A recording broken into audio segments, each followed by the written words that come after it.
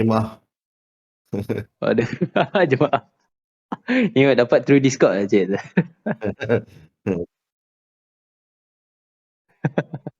Aduh. Kena buat paper baru tu macam tu. WHO dah tak payah, tak boleh pakai tadi tu. Aduh. Ada nak. Okey. Kita mulakan Ya. Bismillahirrahmanirrahim. Bila cerita pasal financial management ni, first things first, kita kena tahu dari segi struktur dalam Malaysia. Dalam Malaysia ni kita punya financial management dan investment ni, satu bawah Bank Negara, yang kedua bawah Suruhanjaya Security lah. So bahasa Inggeris dia apa? Securities Commission, SC. So anything yang berkaitan dengan investment kena ada approval daripada SC. Anything berkaitan dengan financial management adalah melalui Bank Negara. So maknanya kalau orang tu nak kata dia ni financial expert ke ataupun financial guru, dia tak boleh sebarangan claim tau. Kalau dia claim sebarangan tanpa akreditasi ataupun certification daripada dua badan ni, kita boleh buat satu report dan tindakan undang-undang boleh diambil lah. So basically first things first, kalau ada orang datang approach kita kata, oh saya ada investment yang menarik lah untuk Encik berminat tak? First things first, kita tanya, okay, awak register dengan badan apa? Yang kedua, tanya dia punya registration number. So kita boleh pergi dekat Securities Commission tu, website dia, and basically ada dia punya registration number check lah. Bila kita key in dia punya registration number, dan kita tahu dia ni certified ataupun tidak. So benda ni bukan sekadar jual UT je, jual takaful, jual hibah, jual package macam tu lah, benda-benda macam tu. Jadi benda ni memang kena register secara legal lah. Dia tak boleh. Bang Fah. Saya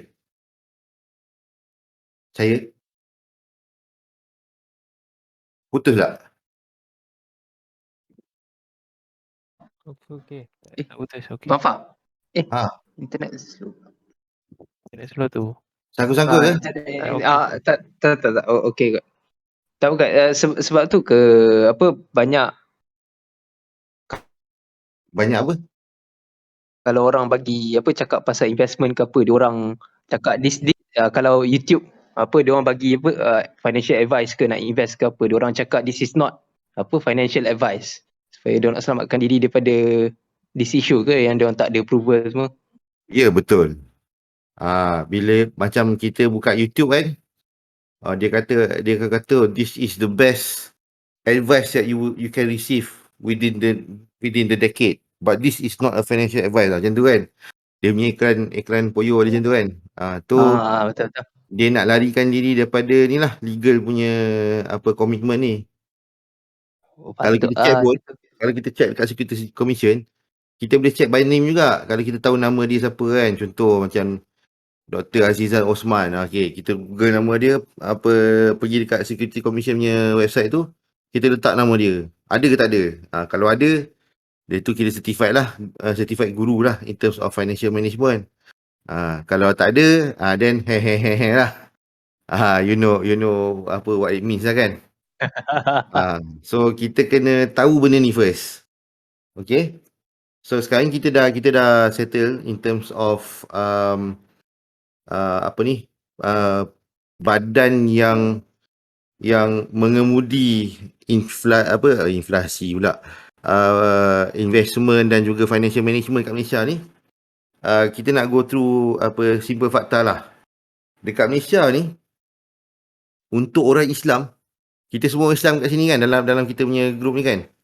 Untuk orang Islam, kita ada lebih kurang, bukan lebih kurang lah, actually lagi banyak daripada data tahun 2018. Tahun 2018 tu dia mengatakan 80 bilion worth of asset value dekat Malaysia ni frozen. Maknanya apa, aset dibekukan disebabkan kelalaian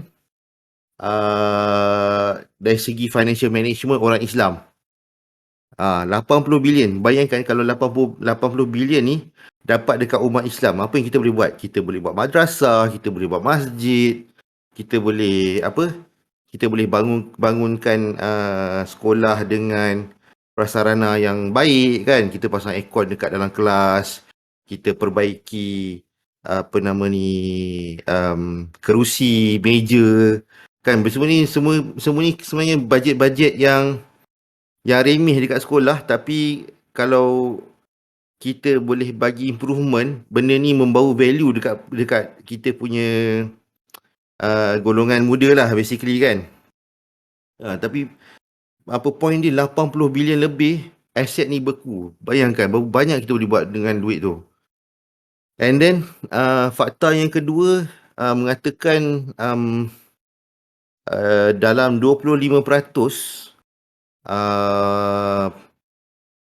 apa ni 25% orang Melayu yang baru graduate yang akan muflis dalam masa 3 atau 4 tahun bermula bekerja. Ni semua punca-punca daripada mismanagement finance. Jadi kalau kita nak nak prevent benda ni, dan kita kena tahulah fakta ni first. Kita tak nak benda ni berlaku kat diri kita. Kita tak nak masuk dalam statistik ni. Jadi apa kita perlu buat? Yang ni saya iklan sikit lah kalau korang cari buku DIY 360, korang boleh google dekat internet DIY 360. Dia punya penulis dia Alwi Adam. Tapi kalau korang pusing buku tu kat belakang, dekat page, dekat muka belakang sekali, ada muka saya kat belakang tu. Jadi saya pun ada tolong jugalah, tolong Alwi Adam in terms of mengajar financial punya management ni. So untuk basic financial management, apa yang saya akan katakan is basically apa yang ada dalam buku DIY 360 ni. First things first, basic rule dia, berapa banyak kita nak saving. Okay? Bila kita cerita pasal saving ni, saving ada dua kategori. Satu, normal savings. Yang kedua, emergency savings. Jadi macam mana kita nak buat ni? Sebagai rule of thumb, kita nak saving duit 10% daripada gaji kita. Kalau korang student, let's say scholarship dapat RM500 sebulan. So, what you need to do is RM50 tu simpan masuk tabung. Daripada RM50 tu, korang pecahkan lah. Ada orang buat 50-50, ada orang mungkin 75-50, 75-25. Ikut kepada situation korang lah, macam mana korang manage duit. Sebelum kita masuk ke situ, just nak bagi tahulah apa beza emergency dengan normal savings ni. Normal saving ni basically macam duit simpanan untuk masa depan lah basically. Kalau kita nak pergi jalan-jalan ke apa, kita nak kumpul duit jalan-jalan tu dikira savings. Sebab kita akan belanja daripada situ kan. Emergency saving ni pula, macam mana kita nak tentukan berapa banyak kita perlukan emergency saving ni, kita kena tengok kita punya lifestyle dulu. Sebelum saya masuk cerita pasal lifestyle ni, just nak tambahkan definition kat situ lah. Dari segi emergency saving ni, kita tengok jugalah dari segi kegunaan kita kan dalam sebulan. Kita ada kereta ke tak ada? Ada motor ke tak ada? So kalau kita ada kereta, kita ada motor, kita kena buat maintenance kan. Okay, maintenance biasa ni yang routine maintenance. Kalau dalam engineering kita ada routine maintenance, and then which is considered as preventive maintenance, and then kita ada reactive maintenance. Reactive maintenance ni macam mana? Reactive ni macam kita terlibat dalam aksiden, terlanggar bumper kereta depan, tayar bocor, nak tukar tayar, ataupun batu melayang daripada lori kena kita punya cermin retak, nak tukar cermin kan. This is reactive. So definition emergency saving ni is reactive savings kita. Bila kita nak repair benda-benda yang berlaku secara spontan, yang kita kena react secara spontan, kita keluarkan daripada emergency savings kita. Okay. Sekarang kita dah determine in terms of savings. Kita dah tahu berapa banyak kita nak kena save. Sekarang ni kita nak kena basically nak asingkan macam mana kita nak save. Cara paling simple is korang rekod apa perbelanjaan korang seharian lah. And then record ni korang simpan untuk sebulan, and then korang tengok trend untuk 2-3 bulan. Daripada trend ni korang boleh determinekan berapa banyak korang boleh save dalam masa setahun. Itu salah satu cara lah. Cara kedua is kira macam kita letak bajet lah. Dengan RM500 ni 200 untuk makan sahaja. 50 kita dah lock sebagai saving. So 200 untuk makan, 150 untuk buku, sekian. Itu cara kedua lah. Tapi cara kedua ni orang kata tak berapa menyeluruh, sebab kalau ada overflow atau overrun, korang akan haywire lah kan, sebab korang nak kena check balik korang punya expenditure kat mana kurang, mana terlebih, and then Apa maksud overflow? Overflow terlebih perbelanjaan. Katakanlah tiba-tiba lecturer kata, korang kena beli buku ni. Bila korang check balik, sebab korang nak allocate duit untuk sekian kan. Macam tadi kita cakap buku allocation kita 100.5. Tapi bila kita tengok lecturer kata kena beli buku tu harga 200.5. Then kelang kabut lah nak cari mana 200.5 tu nak datang kan. Kadang-kadang terpaksa korek daripada savings. Kadang-kadang then dia jadi reaktif lah. Dia jadi reaktif punya action. So kita tak nak benda tu jadi. So bila kita buat daily expenses, and then kita compile, kita buat monthly expenses, actually kita boleh save lagi banyak daripada RM50 tu sebenarnya. Untuk student life lah kan, sebab korang tak ada komitmen yang lagi banyak lah basically. Belajar, hutang PTPTN kalau ada, ataupun scholarship punya komitmen lah kan. In terms of selain pada tu sepatutnya tak adalah. Biasanya student tak ambil line yang line telefon yang berbayar kan. Biasa ambil prepaid je. So benda tu korang boleh allocate siap-siap. Okay, kalau aku guna lebih pada RM50 sebulan ni, kau akan jadi defisit sekian. So that is number one lah. Keep track of your expenditures. Sebelum kita masuk yang ke lain, korang ada apa-apa nak soal tak? Nak tanya ke? Macam mana kita nak consistently record kita punya expenditure lah? Sebab kadang-kadang kan kalau spend kan terlupa benda tu, lepas tu lah hilang lah macam tu je. Nak record benda tu. Record yang paling simple is receipt. Kalau buat makan ni, macam kadang-kadang kita pergi kat kantin kan. Kita pergi kat kantin, kita pergi bayar, tak dapat receipt kan, betul tak? So kalau benda macam ni, paling simple lah kan. Setengah orang dia tak boleh tahan, dia tak tahan dengan cara ni. Tapi dengan cara saya akan makan benda sama je tiap hari. So saya tahu kos dia berapa. Kos dia tak lagi. Contoh nasi, ada hotdog, ada telur, kuah kari. Dah settle. Hari-hari makan benda tu. Jadi kita tahu kos tu tak lagi lah. Tu salah satu cara. Ada setengah orang dia tak boleh terima macam tu. Hari ni kena makan ikan, esok kena ada sayur, lusa kena ada kambing contoh kan. Ada orang macam tu. Jadi orang macam tu, nak tak nak, kalau boleh bawalah buku 555 tu. Simpan dekat poket. Setiap kali bayar, catit. Bayar, catit. Ataupun kalau tak letak dalam poket pun, at least letak dalam dompet lah. Korang tahu kan ada, kalau main golf tu kan ada satu pensel yang kecil tu kan, yang boleh clip dekat wallet. Kalau korang cari benda tu, dengan buku 55 tu, dah nice lah sebab pensel tu dia lepeh je. Dia lepeh, jadi bila kita tutup wallet tu, dia tak mengganggu. Kita tak rasa dia timbul. Buka wallet, keluarkan buku 55, tulis.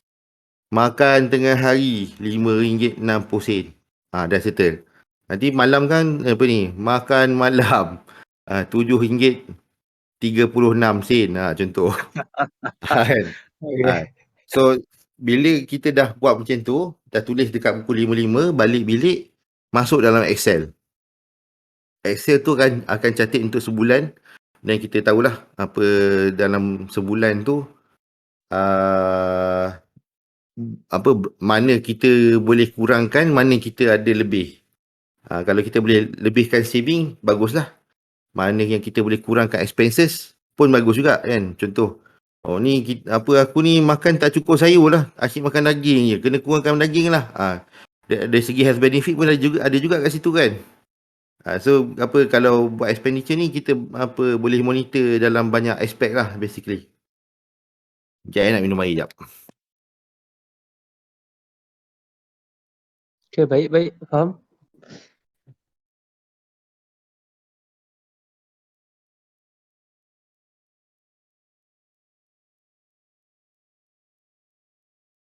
Cerita pasal app, yang DIY 360 pun ada app juga sebenarnya.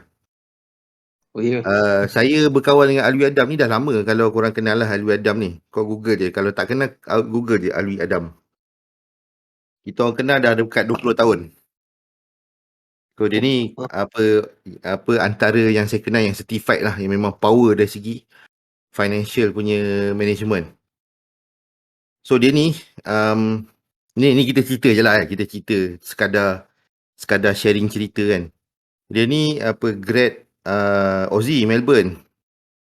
By the time dia habis belajar, dia kerja Petronas, dia masuk sekali dengan saya. Hari pertama dia masuk tu, dia dah cakap kat saya, Vic, aku lagi 2 bulan nak kahwin lah. Lepas tu aku pandang dia, kau ada duit ke? The first thing yang keluar kat kepala aku, kau ada duit ke? Kata, ada. Aku ada dalam 30k. Dia kata, ish, banyak gila duit. Betul, simpan lah, dia cakap kan. Bila dia cakap statement tu, simpan lah tu, dia benda tu buat aku trigger lah. Apa yang kau buat sampai kau boleh simpan 30k? Sedangkan masa aku masuk universiti, aku ada 13k dalam aku punya account. Sebab ni kira kumpulan daripada kecil kan, duit raya semua tu. Kumpul tak busik, keluar pada Maybank 13k lebih kurang. Tapi atas dalam keadaan terpaksa keluarkan RM7,000 untuk beli kereta supaya senang nak ulang alik antara universiti dengan rumah, sebab tak ada orang nak pick up, tak ada orang nak ni kan. Kalau balik naik bas, payah, tak boleh bawa barang dengan komputernya, dengan monitornya. Zaman tu laptop semua bagak-bagak kan, berat kan. Jadi macam tak sesuai lah nak ulang alik antara Terengganu dengan Subang. So bincang-bincang dengan mak ayah, kata okey, beli kereta. So daripada 13,000 tolak 7,000 dah defisit lah kan. Jadi tinggal 6,000 je kan. So 6,000 tu maintain lah. Maintain sampai hujung semester. Tiba-tiba sekolah kena potong. Dekan kata, engkau ni daripada 3 pointer jatuh 2.2. Apa jadi kat engkau ni? Dia kata, dia tegur lah kan. Dia kata, aku boleh nak sambung kau punya sekolah ni, tapi aku nak kau naikkan balik kau punya pointer. Boleh tak? At least kau dapat 2 semester terakhir ni kau dapat CGPA, bukan CGPA, GPA 3 atau atas. Kan? So bertungkus lumus lah dengan tak ada scholarshipnya. Lepas tu pakai duit sendiri. Tak ada scholarship. Lepas tu nak belajar, nak beli buku. Sambil-sambil tu buat part time job. Tolong abang-abang senior yang buat master ni. Tolong dia orang buat rumusan jurnal macam tu lah. Kan? Pumpang. Final year 3 sem berturut-turut, Alhamdulillah dapat 3.8 ke atas. So dapatlah recover daripada CGPA 2 point lebih tu, naik balik 3.1. Bila dah graduate, baru dapat balik duit sekolah tu. Bayangkan. Memang struggle lah. Dia bagi balik duit tu. Dia bagi balik sebab dekan aku tu dia memang dia well known in terms of dia punya janji lah. Kalau dia janji tu dia memang dia akan ikut apa yang dia janjikan lah kan. So dia well known. So tak adalah rasa kena game. So, kita dah bertukar rumus, dia pun nampak kita punya effort, kita dapat anugerah dekan 3 sem berturut-turut. Dia pun okey, tak apalah, aku bagi kau. Dapatlah recover dalam 3,500, tapi 6,000 yang kita pakai untuk the whole sem tu macam mana kan? Dah gone lah kan. So at the end of the day, bila masuk kerja, ada siput dah 3,000 lebih je. Dah lah jadi cikgu, nak travel ke tempat kerja semua kan. Semua pakai duit. So struggle lah kan. Bila tengok member ni balik pada Aussie, dah grad, dah ada 30,000. Lepas tu tak sampai 6 bulan kerja, dah nak kahwin kan. Kata, apa kau buat ni Wi kan. Dia pun cerita lah.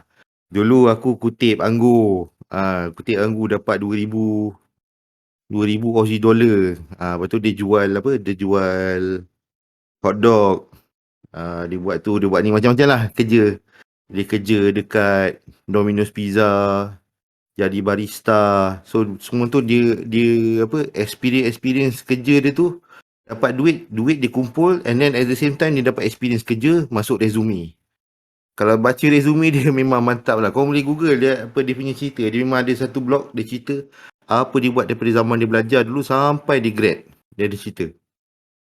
So bolehlah follow dia punya blog tu. Boleh jadikan teladan lah untuk korang untuk follow. Itu side story lah. Sekarang ni kita dah tahu kita nak saving macam mana. Kita dah tahu macam mana kita nak track expenses kita kan, supaya kita tak tercicir. Tapi yang penting kita nak kena tahu macam mana kita nak kembangkan duit tu. Betul tak? Sebab duit ni lambat laun value dia akan jatuh. Tahu tak? Duit ni value akan jatuh. Sebab apa? Sebab inflation. Contoh nak cerita sekarang ni lah, macam apa yang kita lalu kat Malaysia ni. Ayam dulu seekor berapa ringgit je kan? Betul tak? Siapa tahu? Betul. Sekarang ni ayam seekor dekat RM20 kan? Dah naik mendadak kan? Jadi ni impact inflasi lah. Kat Malaysia ni kita lambat rasa impact inflasi ni sebab kita banyak subsidi. Subsidi ni datang daripada mana? Subsidi ni datang daripada sumbangan daripada sumbangan syarikat-syarikat NGO. Contoh NGO ke istilah, tak ingat lah. Fazli NGO aku lupa lah dia punya term dia. So macam syarikat macam Petronas ni, dia macam partial government lah, partial government. GLC, Government Link GLC, yes, thank you so much. So syarikat-syarikat GLC ni dia akan bagi sumbangan kat kerajaan. Contoh macam Petronas, dia akan bagi Petronas antara yang terkenal lah kan. Dia bagi sumbangan kat government, duit sumbangan ni majority of the time kita tak tahu pergi mana. Betul tak? So antara destinasi duit ni is subsidi lah sebenarnya. Contoh subsidi gas. TNB dapat subsidi gas daripada Petronas, jadi benda tu dari segi capex dia, capital expenses dia dikurangkan supaya dia boleh dapat revenue daripada dia punya sales dekat end user, kan. So that is one of subsidi lah. And then subsidi yang paling terkenal is subsidi minyak lah. Kan sekarang ni harga minyak naik sebab all the subsidi sebenarnya dah dikurangkan sedikit demi sedikit. Bukan harga minyak tu naik mendadak sebenarnya. Subsidi tu dah dikurangkan sedikit demi sedikit. Kalau kita tengok dekat luar negara, kat mana ya hari tu?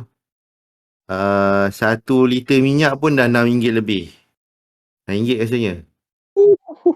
So apa yang kita rasa sekarang ni sebenarnya daripada subsidi. Subsidi tu dah memang suppress value minyak kita.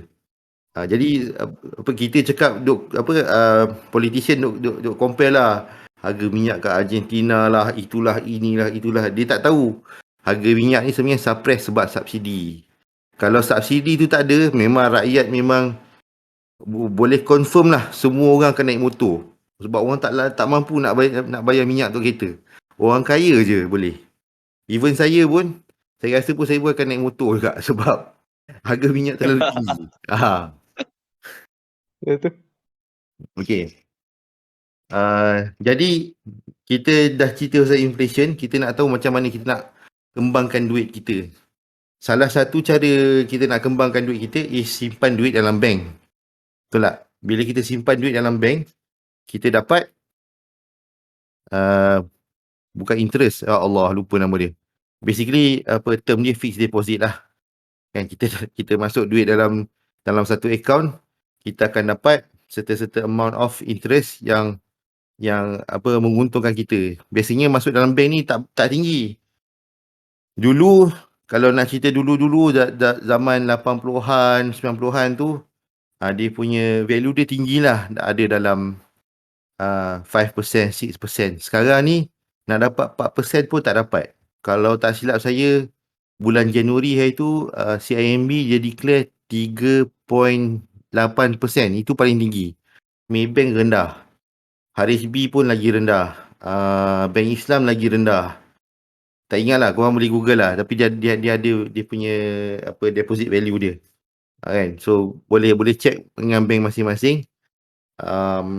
Berapa korang dapat return. Benda ni tujuan dia untuk basically apa yang bank buat, korang simpan duit dengan diorang, duit korang tu value dia disimpan. Maknanya macam kau simpan duit RM300 dengan aku, value ni aku pegang 300. Ni kira macam value je lah. Tapi dari segi duit tu, dia akan pakai duit tu, dia akan invest kat tempat lain. Dia akan invest, and then pulangan daripada investment tu dia letak balik supaya value nilai duit kau tu tak jatuh. Faham tak? Basically apa dia buat macam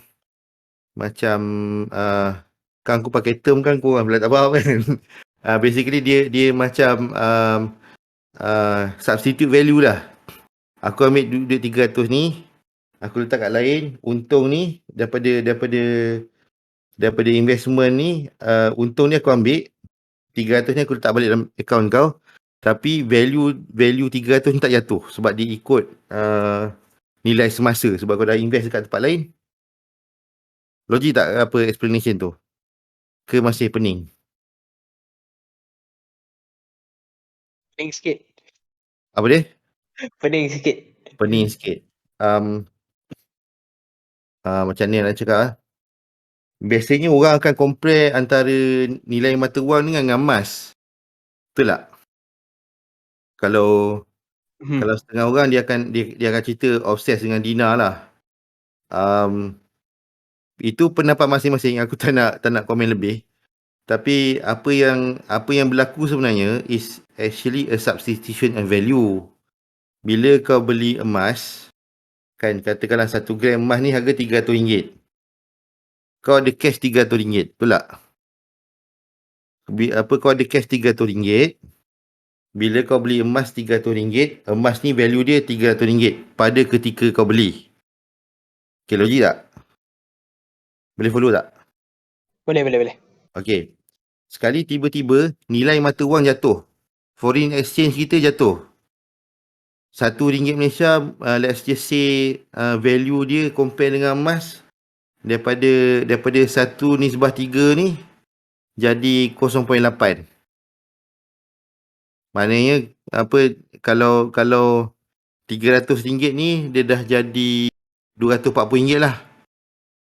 Kalau kau tak invest dekat emas, duit ni harga nilai dia RM240 dah sekarang. Ni kira let's just say lepas satu hari. Duit 300 yang kau ada semalam tu, kalau tak invest dekat emas, harga dia jatuh daripada RM300 ke RM240. Tu disebabkan inflation. Tapi disebabkan kau dah invest duit RM300 tu dalam emas pula naik 20%. Duit ringgit jatuh 20%, emas naik 20%. So 20% 1.2 darab 300 berapa?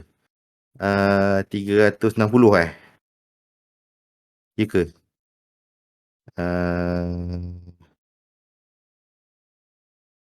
Ya kot, 360. So nilai ni dah naik 360. Bila kau convert balik ke ringgit, kau kena tukarlah in terms of exchange rate tu. Kau darab 0.8. So dia akan equalize balik jadi RM300. Logik tak? Roughly lah, dia tak equal 300 tapi dekat-dekat lah. Sekejap calculator kita kira balik. 360 darab 0.8. Lebih kurang lah. Dia jatuh sikit lah daripada 300 tapi 288. Daripada jatuh 240, at least dia boleh maintain value dekat 290. Maknanya dekat dengan RM300 lah value asal tu. Basically itulah apa yang jadi. Cuma dia equalize balik lah. Maknanya kau bagi pinjam 300, dia bagi balik lah 300. Tapi untung lebih tu dia pegang. Sebab tu dari situ bank buat keuntungan dia. Kan? Okay. Itu satu investment dekat fixed deposit. Ni kira macam risk paling rendah lah. And then kalau kau nak untung lagi besar, then you have to explore other means lah. Nak explore other means ni, kalau nak cerita panjang, banyak dia punya pumpang-pumpang dia tu kan. Kita tak masuk kat situ lah. Itu I think another topic lah. Tapi apa yang kita nak cerita next is macam mana kita nak kembangkan, macam mana kita nak tahu duit tu reasonably expanded. Maknanya bila kita invest tu, keuntungan yang kita dapat tu reasonable. Okay? Dia punya rule of thumb kat sini yang korang kena tahu, rule of 72. Korang boleh Google 72. Macam mana dapat rule 72 tu pun ada dia punya derivative dia lah. Tapi this is boleh kata macam dia punya rule of thumb lah. Basically apa yang korang nak kena tahu, rule of 72 ni, apa intention dia, katakanlah kau buat investment, daripada investment kau dapat untung RM50 dalam masa setahun. Kan?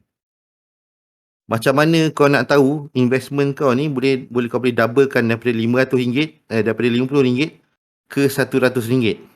How soon can you get that RM100? Sebab untung, bila kita cerita pasal investment ni, untung daripada investment, dia bukan gedabak 30% dapat 120% dapat. Tak. Biasanya macam kita cerita tadi, fixed deposit, tak lebih pada 4%. Kalau kita kira in terms of compounding interest, RM50 ni, berapa lama nak capai kan compounding interest daripada RM50 ke RM100? Lama tau. Jadi kita kena tahu. So rule of 72 ni menentukan berapa lama kita tahu akan double up kita punya investment tu. Sekejap buka rule of 72. Aku share screen.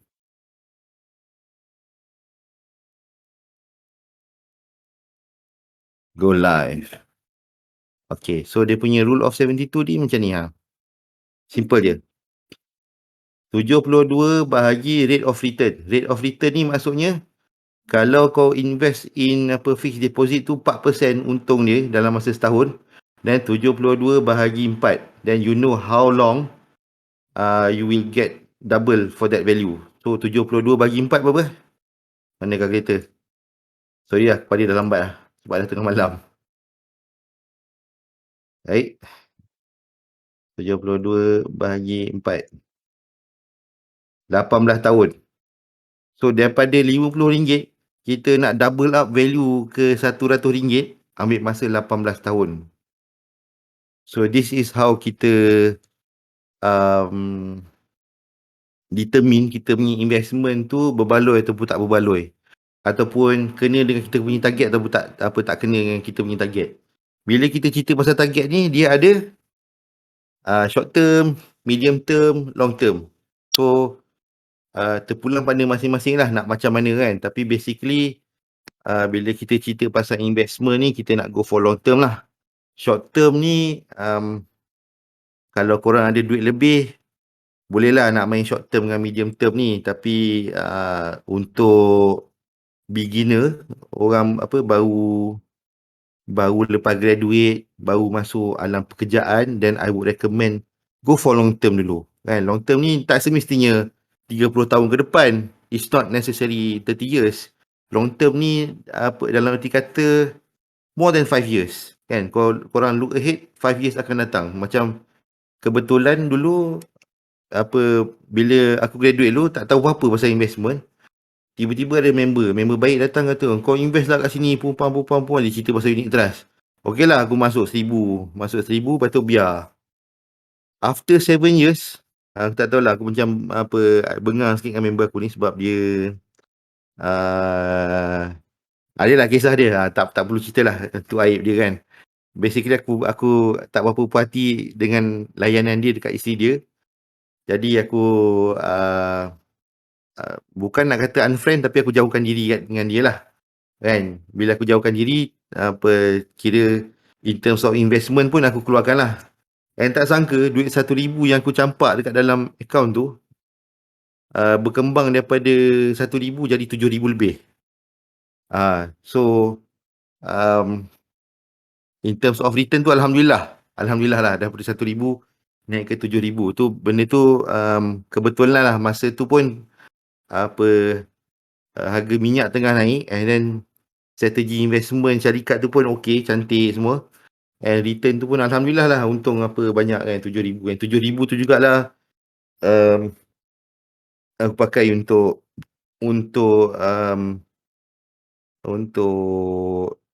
treatment anak aku lah basically. 7,000 tu Alhamdulillah ada guna dia.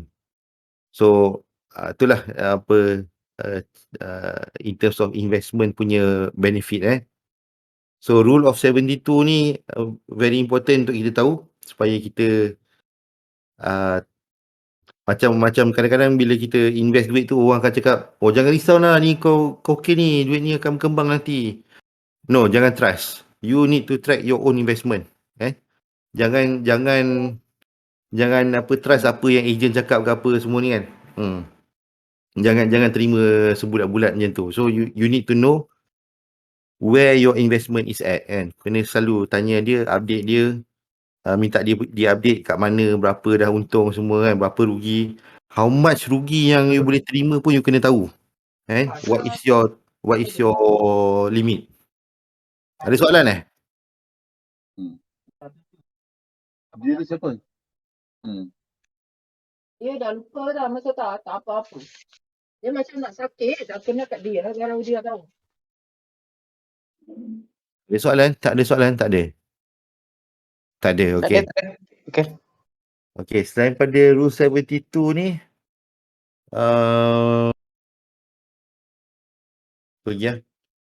dia sebenarnya banyak rule, tapi tak apalah, kita go for basic je dulu kan.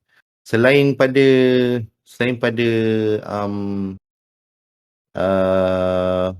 kita cerita pasal teori ni, korang kena tahu juga bila korang jumpa tu siapa. Okay, this is part of Security Commission punya guideline. Okay, when it comes to level of service provider. Dekat Malaysia ni kita ada apa financial management ni banyak level of service provider sebenarnya. Cuma majority orang tak tahu. Level pertama is agent. Agent ni dia boleh jual satu produk sahaja. Maknanya kalau dia punya lesen dia tu certified for unit trust, dan dia boleh jual unit trust sahaja. Kalau lesen dia tu certified for takaful, dia boleh jual takaful sahaja. Kalau dia punya lesen tu certified for apa hibah, dia boleh jual hibah sahaja. This is the first level lah.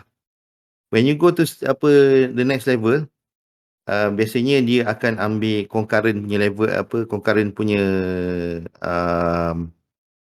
dia punya license lah, concurrent punya license. Next level is dia boleh jual unit trust dengan takaful contoh.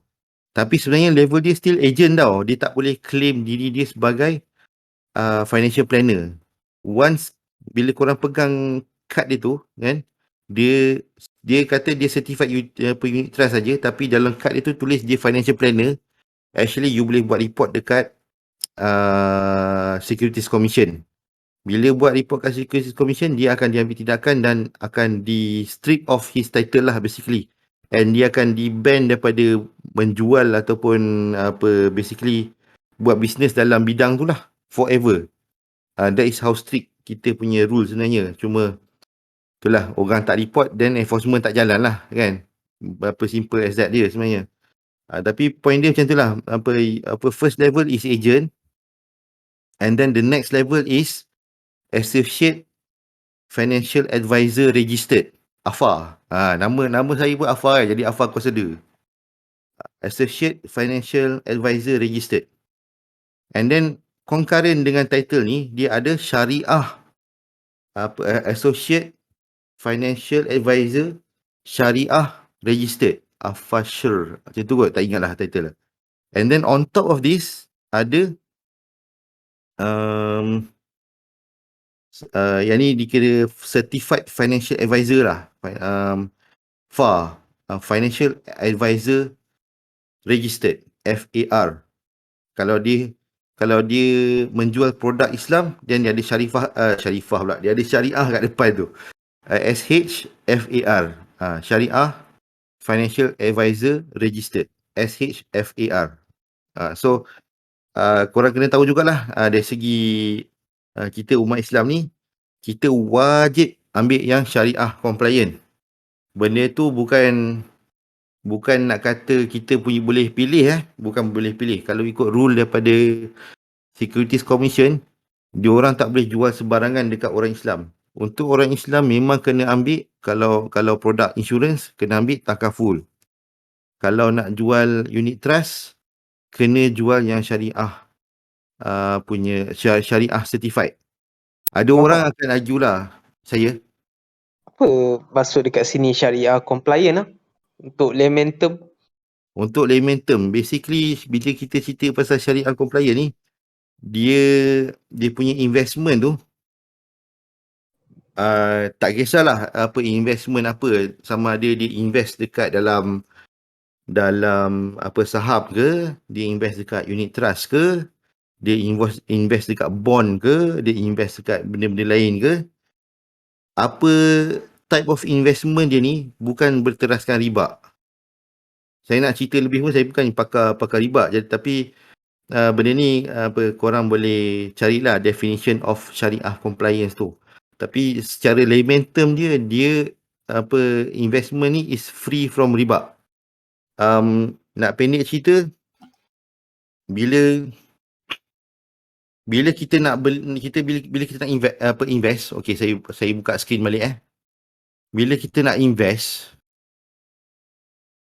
bila kita nak invest, contoh saya bagi kita nak pergi mana kita pergi Kenanga Investment. Kenanga Investment. Sebenarnya orang tak tahu tau, kat Malaysia ni ada dalam 100 lebih body untuk investment, cuma orang tak tahu je. Ada tak kat sini Okey, macam mana saya nak dapatkan ni?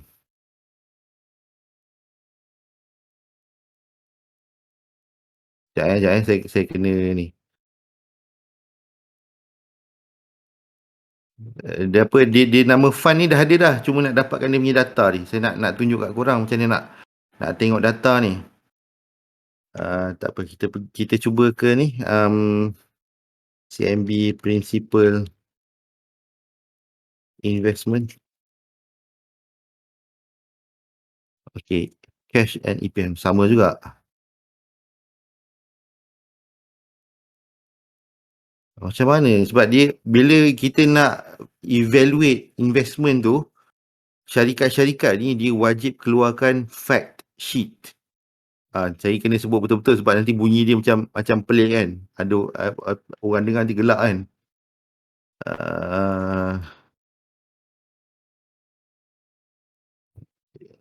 Saya cuba unit trust. Senang sikit. Personal.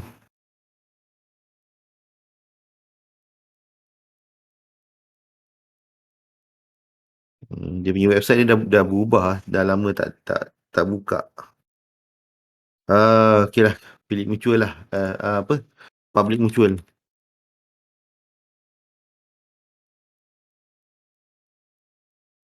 Public mutual Berhad. Product. Unit trust. Okay, dia ada syariah based unit trust kan kat sini. Kita boleh buka ni, dia akan bagi kita list kot. Okay, search.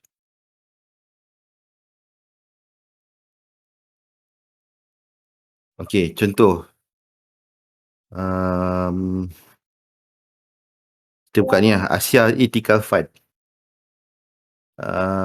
First things first, kita kena minta dia punya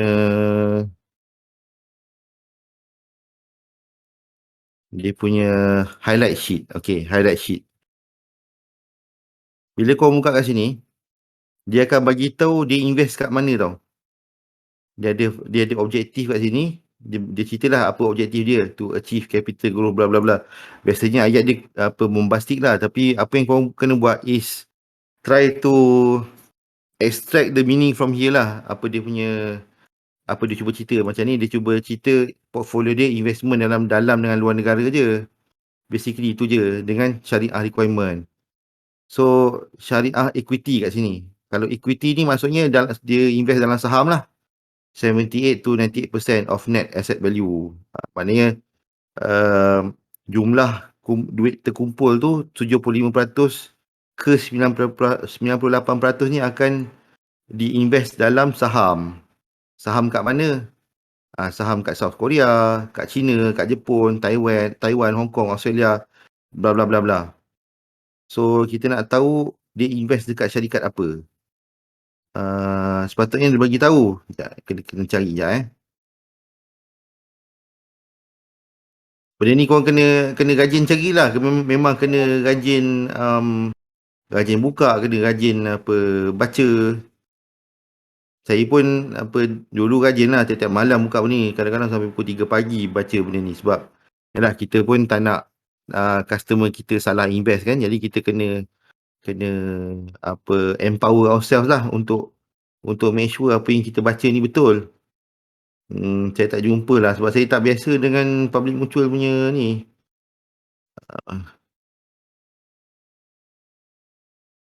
Sebab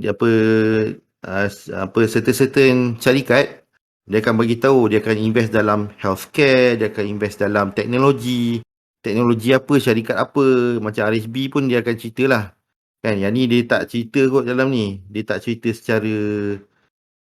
secara mendalam. Kalau nak cerita mendalam tu kena buka dia punya nama tu, dia ada annual punya report, ada quarterly report, dan kena rajin baca lah kat situ kan. That is one way untuk baca kat mana duit tu pergi, and then kita tahulah duit tu Bukan apa tahulah, basically dia bagi kita avenue, bagi kita platform untuk kita research lebih dalam. Contoh, kalau dia kata dia invest dekat healthcare. Healthcare tu syarikat apa? Kan kita kena buka dia punya annual report. Annual report tu akan bagi tahu, okey, dia invest dekat KPJ punya apa syarikat, apa ni kan. So bila kita buka portfolio syarikat KPJ ni, kita tahulah dia beli ubat ni beli kat mana, kat Amerika dengan apa US RDA ke apa, perempuan-perempuan dia akan cerita lah. Then kat situ yang kita determine benda tu syariah tak syariah. This is how you determine secara detail lah. Tapi secara layman dia, investment duit tu tak pergi dekat syarikat yang jual alkohol, tak pergi syarikat yang jual rokok, bukan syarikat yang terlibat dengan human trafficking, apa lagi lah, basically benda-benda haram lah yang kita basic tahu secara layman term kan. So syariah compliance tu macam tu lah. Tapi nak kata syariah compliance ni, ada orang dia akan argue terminologi syariah compliance. Kenapa tak dikira syariah 100%? Kenapa dia compliance sahaja? That is another topic to discuss lah. Saya pun tak pandai nak cerita topik ni. Jadi saya rasa saya tak patut cerita lah. But just so you know, ada orang akan argue bahagian tu. Saya personally, as long as kita invest dekat syariah compliance in terms of apa yang pakar dah kaji, termasuk pakar-pakar agama, pakar-pakar agama yang mendalami bidang finance ni, dia dah mengatakan syariah compliance ni memadai. Jadi saya tak nak go through deeper lah, sebab pada saya percaya kat dia orang punya expertise, not my expertise untuk discuss benda ni lah. Okay, so that is basically what syariah compliance is. Kalau saya tambah daripada apa yang saya tahu. Boleh, tak ada masalah. Sebab dulu saya ada ambil subjek ni juga, finance yang macam syariah ni lah. Dia macam, dia bukan, dia sebab macam mana pun bila membabitkan investment financial ni, dia memang tak boleh lari daripada benda-benda yang bukan, dia macam kita tak boleh nak ikut follow the truth satu-satu lah. Dia macam kita dah terlibat dengan, dia macam banyak benda yang kena settle lah. So at the end one point, apa yang ditetapkan oleh yang para scholar ni adalah dia cuma meletakkan berapa persen, maksudnya dalam banyak-banyak percentage dia invest tu, dia limit berapa je yang dia boleh, yang bahagian ragu-ragu tu. Maksudnya kalau nak cakap 100% follow betul-betul halal tu susah lah. So dia benda yang dia tetapkan, okay, benda ni dah syariah compliance sebanyak berapa persen. So itu dah memadai. So itulah daripada apa yang saya ingat waktu belajar dululah. Sebab dia macam at the end benda-benda investment ni memang susah nak halalkan semua benda lah macam tu. Betul, saya setuju. Saya pun dah lupa poin tu. Memang bila nak buat financial ni memang diajar untuk sebut benda tu. Saya pun dah lupa lah. Saya punya presentation PowerPoint saya dekat dalam iPad, tapi iPad dah jadi hak bilik anak lah. Jadi kat mana? Okay. Ada lagi nak tambah? Ada soalan ke? Lepas tu kalau dekat website ada saya letak link tu, sebenarnya Yes. security tu dia dah ada list dah setiap bulan. Betul. So kalau macam nak check satu-satu tu memang dah ada lah. Yep. Dia kadang-kadang list tu akan berubah-ubah jugalah berdasarkan percentage tu lah. Dia annually akan revise. Betul. Thank you. Ada lagi soalan ke nak tambah ke? Sonor tak bila ada orang tahu juga. Saya pun nak tambah sikit lah. Tambah. Saya rasa financial management ni elok kalau kita pergi go to the most basic thing. Jadi kita kenal dulu benda yang paling basic sekali dalam kewangan. Apa dia benda paling basic sekali dalam kewangan. Apa benda yang basic sekali dalam kewangan Kalau kita cakap pasal financial bla bla bla kan, apa benda yang paling basic lah.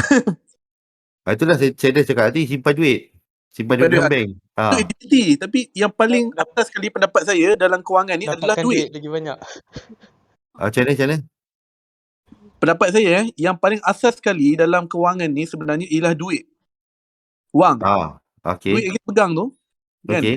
dalam bentuk nota ke, dalam bentuk bitcoin ke, dalam bentuk duit kertas ke, pendapat saya lah, kita lagi awal kita kenal apa itu duit, lagi advantage kita, baru kita boleh pergi kepada tactical ataupun strategi. Simpan duit tactical, investment apa semua tu strategi.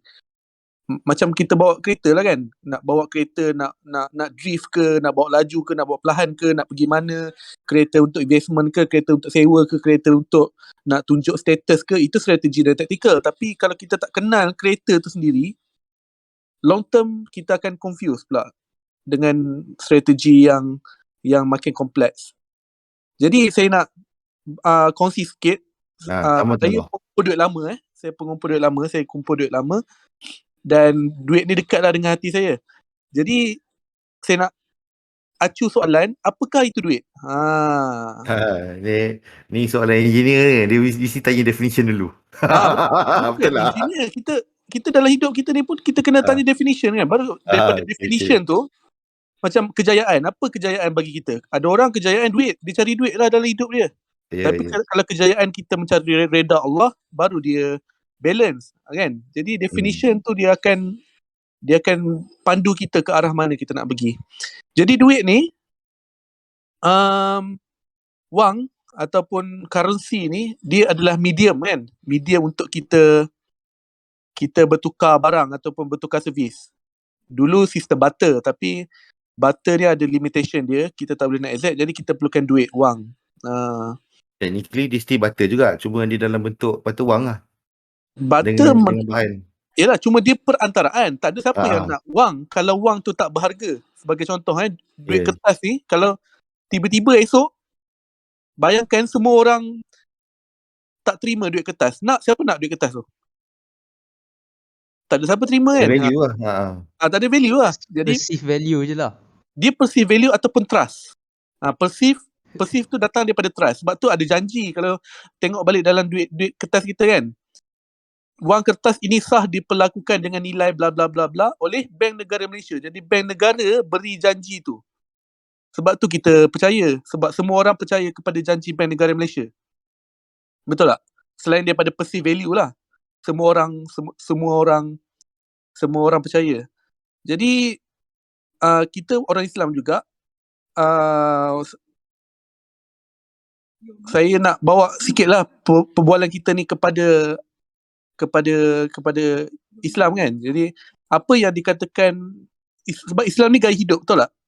Wang sebahagian daripada gaya hidup. Jadi mengikut Islam, siapa tahu di sini apakah yang dikatakan sebagai wang menurut Islam. Ni asas kewangan ni. Kalau tak tahu ni, kita mudah sesat dalam term-term yang bombastik, apa semualah, inflation, deflation, investment, divestment. Ada siapa tahu tak? Tak ada siapa tahu Teruskan. Jadi ada 7. Tak silap saya ini daripada hadis sahih. Sesiapa kalau yang free boleh tolong carikan sumber dia. Ada 7 mata wang menurut Islam. 3 daripadanya adalah logam nadir dan 4 daripadanya ialah makanan. Yang saya boleh ingat ialah emas, perak, 2 logam nadir, 5 makanan. Makanannya ialah beras, garam, gandum, oat, satu lagi saya lupalah. Tapi maksudnya ada 2 logam dan juga ni. Jadi ciri-ciri mata wang yang dikatakan oleh Islam ni, ciri-cirinya ialah dia ada nilai intrinsik. Maksudnya dia sendiri adalah bernilai. Sebagai contoh beras kan. Kenapa beras bernilai? Sebab beras boleh makan. Dan juga makanan lain lah. Emas dan perak, kenapa dia bernilai? Sebab emas dan perak ni memang cantik. Siapa tengok emas, dia memang akan tertarik. Itu pertama.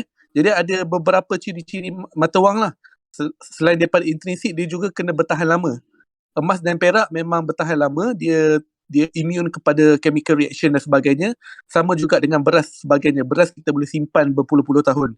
Kalau kita simpan dengan elok tanpa rosak. Jadi ini adalah asas duit. Daripada sini kita boleh tahu apakah duit yang kita pakai sekarang ni. Jadi saya fast track sikit. Duit yang kita sekarang ni berasaskan US dollar ataupun berasaskan market selepas ni tambatan kepada emas dikantoikan. Sekejap, soalan. Ya? Kalau kripto tu dia masuk kategori mana kalau dalam tujuh apa kriteria tu? Jadi kita kena tengoklah adakah kripto tu menepati kriteria 5 ni. Kalau tak menepati, dia mungkin bukan kewangan tetapi dia mungkin adalah dalam Islam dia ada falus. Falus tu maksudnya tukaran kecil ataupun mungkin bahan untuk investment. Okay, kripto kita buang out of scope dahulu. Cuma kita nak bawa ke sini. Waktu zaman Nabi dahulu, apa duit yang digunakan? Dinar, emas apa semua kan? Sekarang ni adakah kita pakai dinar, emas dan sebagainya? Tak. Kita pakai wang kertas. Jadi wang kertas ni bersandarkan apa? Bersandarkan US dollar, bersandarkan market dan juga landaskan janji. Itu filosofikal lah. Tapi daripada segi praktikalnya, apa yang saya rasa nombor satu benda yang kita kena bawa balik dan kita kena faham ialah konsep inflasi. Kita sebut fasa inflasi ni kan. Siapa sini boleh terangkan inflasi ni dalam layman term? Susah tu. Tak Kita boleh tahu kan? bantu wang asing, bantu wang lah kot. Yang paling simple. Inflasi ni senang cerita adalah nilai duit yang kita ada sekarang ni menurun. Buying power berkurang. Buying power berkurang. Ya, itu apa-apa term apa semua. Tapi itu lebih kepada jargon. Maksudnya RM100 tahun lepas, hari ni dia punya value, dia punya nilai, dia punya angka masih 100. Tapi dia punya nilai ialah RM96.30. RM96.70. Maksudnya nilai dia menurun 3.3%. Itu adalah nilai inflasi kita. Yelah, dah explain tadi kan. Yang tukar duit ke emas and then patah balik ke mata wang. Dah explain tadi kan. Ya, explain. Cuma saya nak bawa sini kita ubah minda kita. Orang cakap nilai emas makin meningkat. Macam mana kalau saya cakap nilai emas sama tapi nilai mata wang semakin menurun? Setuju. Tak salah kat situ. Yalah. Jadi itu apa yang boleh membuatkan minda kita bertukar bila kita ada mindset macam ni. Maksudnya kita nampak duit tu sebagai alat, bukan duit tu sebagai benda yang kita nak kumpul. Kita kumpul sekadar untuk kita rasa selamat saja. Sebagai contoh, kalau cakap emergency fund kan, kalau Dave Ramsey cakap emergency fund kita adalah $1,000, lebih kurang RM4,000. Jadi korang pastikan ada sekurang-kurangnya RM4,000. Maksudnya kalau ada kecemasan apa semua boleh bayar. Selepas itu duit tu semuanya kena tukar kepada asset generating. Asset tu maksudnya benda tu boleh buat duit lah. Berapa banyak nak boleh buat duit? Minimum kena 3.3%, sama dengan inflation kita sekarang ni, supaya kita tak rugi. Jadi orang cakap pasal investment ni nak untung kan. Pendapat saya, investment ni lebih kepada kita nak protect kita punya kewangan sekarang ni supaya kita tak rugi. Betul, setuju. Jadi the words yang kita use ni penting untung lah. Ni sebagai elementum nak explain kat budak-budak je. Sebagai contoh, saya nak cakap orang ada RM1,000, betul tak? Orang letak dalam bank. Bank tu bunganya 2% setahun. Korang untung tak? Basically dia beat macam CPCP beat inflation je sebenarnya. Tak untung rugi lah. Rugi. Inflation 3.3% itu declare by bank negara, tapi bank negara pun nak jaga dia punya performance kan. Jadi kita boleh assume 5% lah the actual inflation. Kita simpan dalam bank, kita dapat 2%, kita rugi 3%. Itu konsep kenapa kita kena invest. Bukan invest ni nak kaya, tapi invest ni supaya nak elak sedar-sedar dah miskin, tak buat apa pun. Jadi pendapat saya untuk adik-adik apa sekarang ni, saya ada pendapat berbeza lah dengan Afar. Afar mungkin lebih praktikal letak duit. Aku rasa tak ada beza. Apa yang kau explain ni is actually deeper explanation daripada apa yang aku explain. Benda sama je kita explain sebenarnya. Yalah. Maksud saya Afar, sekarang ni jangan jangan takut untuk habis duit, jangan takut untuk miskin lah apa semua. Pendapat saya, waktu kita muda ni takut untuk kita jadi apa namanya, jadi tak tahu. Kita tak tahu apa itu duit, kita tak tahu apa itu inflation. Orang invest kat rumah, kita berlumba-lumba beli rumah. Padahal harga rumah naik sebab inflation naik, bukannya sebab harga rumah tu naik. Jadi benda-benda macam tu saya rasa itu adalah harta yang lebih berharga lah. Pemahaman kita berbanding dengan duit dalam bank. Duit dalam bank 200,000 saya boleh habiskan dalam masa sehari je. Tapi kalau ilmu yang betul, yang tepat dan sebagainya, yang orang kata yang jernih, itu pendapat saya lebih bagus lah. Sebagai contoh macam saya sekarang ni, saya follow ada 2 orang financial guru ni lah. Satu dia kata cash is king. Satu lagi dia kata cash is dumb. Dua-dua betul. Jadi kita kena Siapa tengok lah. financial guru tu? Kena tahu dia registered dengan SE ke tidak? Pendapat saya idea ni kita tak boleh nak buat law kecuali idea berkaitan dengan agama. Sebab idea berkaitan dengan financial ni. Financial ni untuk transaction memanglah kena ada regulation. Tapi sebagai contoh macam Robert Kiyosaki, dia ada employee, service owner, business owner dengan yang 4 quadrant lah. Saya rasa Robert Kiyosaki bukan license practitioner pun. Tapi dia punya idea tu is priceless. Kalau kita tak ada idea macam tu, idea is one thing tau, tapi you need to understand kenapa kita kena tahu orang ni registered ataupun tak registered is sebab kita tak nak dia mengajar benda yang salah. Sebab SE dah tetapkan certain item ni is in compliant dengan apa polisi negara kita. Kalau orang ni cerita investment macam ni, contoh dia kata forex trading ni halal, then benda tu dah jadi satu kesalahan ni dah. Jadi sebab tu kita kena tahu siapa financial guru kita ni, and adakah dia registered dengan SE ataupun tidak. That is very important. Kalau dia tak registered, you are in the wrong. You boleh kena you boleh kena tindakan undang-undang. Jadi hati-hati mention bila financial guru tu. Is he registered or not?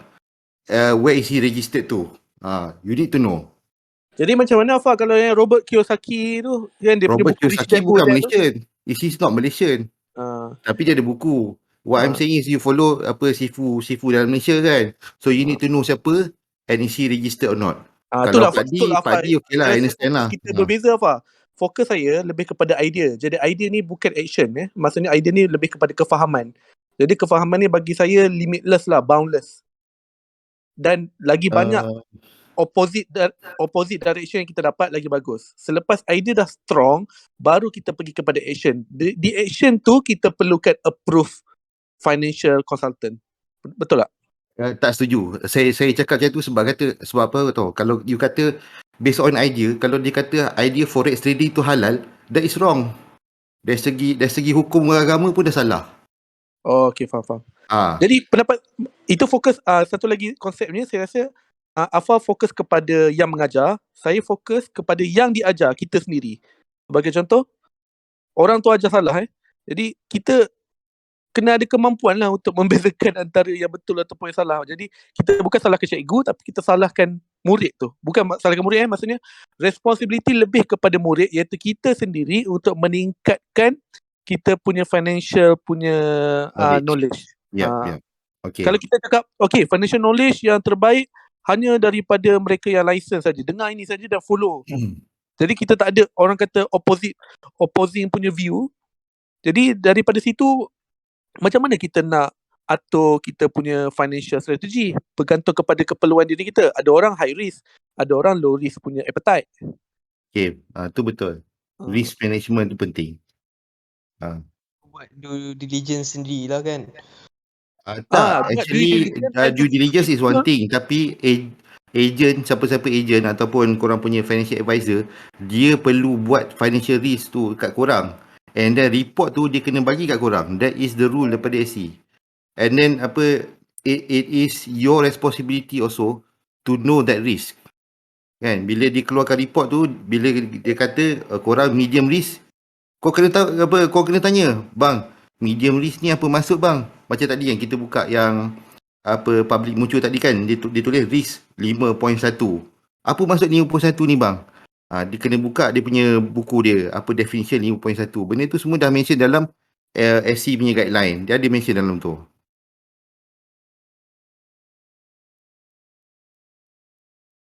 So itulah risk ni memang benda yang korang kena tahu lah. Tapi itulah aku tak cerita sangat sebab benda ni dah mendalam. My intention tak nak masuk dalam sangat lah sebab bukan tak nak kongsi dengan korang, but I just want you guys to get the gist so that when it comes to actual practicality, you know what to look for. Itu je. Betul, setuju bang. Saya rasa tak ada orang disagreeing dengan abang pun. Rule of law semua tu kita kena make sure semua kan. Cuma in this case yelah kita yang saya faham daripada Abang Fazli cakap, kita ada banyak ideas thrown around in the world. Contoh je seorang boleh cakap cash is king tadi tu, seorang lagi cakap cash is dumb. Kita scrutiny lah idea tu sendiri kan. Kita come to the conclusion which one is better, lepas tu kita sendiri go that route lah kan. Tapi bila kita nak apply, make sure within the confinements of law, you know. Okay, that's a sound justification.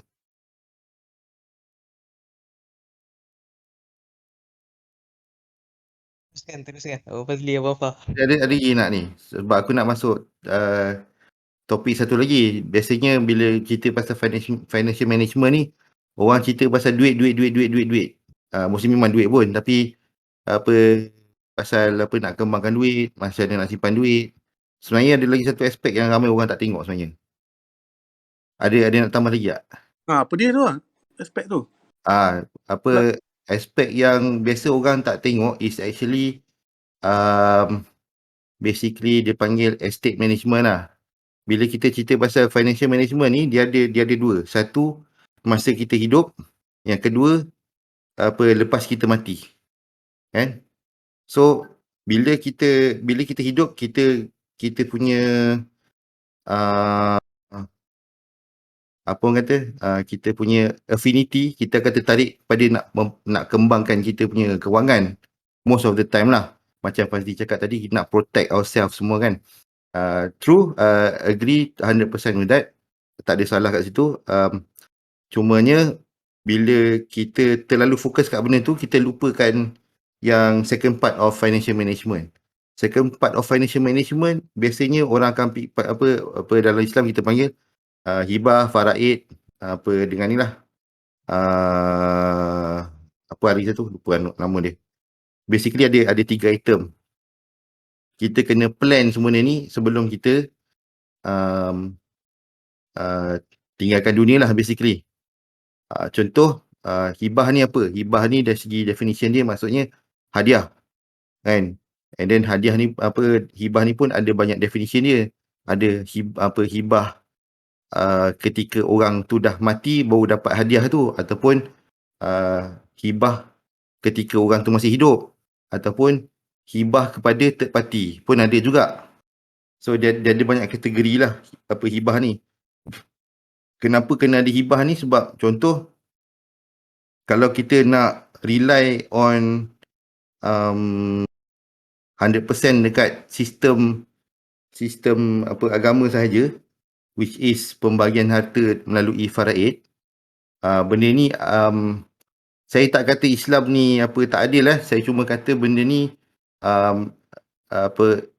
tak complete lah korang punya planning tu. Sebab faraid ni secara tak langsung dia akan mengambil secara keseluruhan harta korang, and then dia akan membahagikan ikut hukum faraid lah basically. Berapa abang dapat, berapa mak dapat, berapa ayah dapat. Kan, ini termasuk juga kalau korang dah kahwin, berapa orang rumah dapat, berapa anak dapat, semua tu kan. Bila pembahagian tu secara rata dilakukan, akan ada berlaku penindasan lah, mungkin ayat tu tak berapa sesuai, tapi kita tak boleh fikir ayat yang proper lah. Nak jadikan contoh, kan ada kes baru ni, yang artis tu Abang Boceh yang isteri dia menang sebab adik ipar dia tu nakkan harta arwah abang dia kan.